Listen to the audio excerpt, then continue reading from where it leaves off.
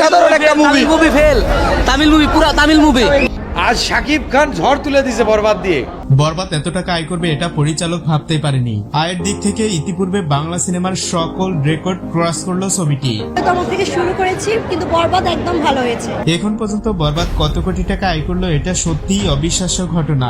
সত্যি বলতে শাকিব খান বাংলাদেশের মুভিকে অন্য ক্লাসে নিয়ে গিয়েছে। আমি শাকিব খানের হেটার্স ছিলাম, আজ থেকে ফ্যান। প্রথমে ছবিটির চাহিদা বেশি থাকলে অন্যান্য সিনেমাকে বেশি সুযোগ দেওয়া হয়েছিল।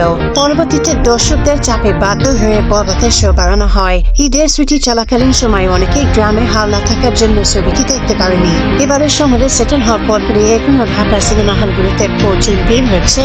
আর এটা কেবলমাত্র শাকিব খানের বরবাদের ক্ষেত্রেই দেখা যাচ্ছে।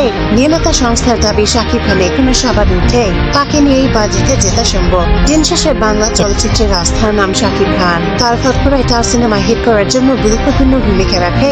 বাংলাদেশের সেরকম পুরো বক্স অফিস ব্যবস্থাপনা না থাকলেও এখন পর্যন্ত বরবাদ কত টাকা আয় করেছে এ সম্পর্কে একটা স্পষ্ট ধারণা পাওয়া গেছে বিভিন্ন তথ্যের ভিত্তিতে। অলরেডি সিঙ্গেল স্ক্রিন এবং মাল্টিপ্লেক্সে বরবাদের এখন পর্যন্ত আয় দাঁড়ায় 60 কোটি মতো। ভালো করে হিসাব করলে কিছুটা কম্পেয়ার নিতে পারে, বাট কি প্লাস এটা কনফার্ম।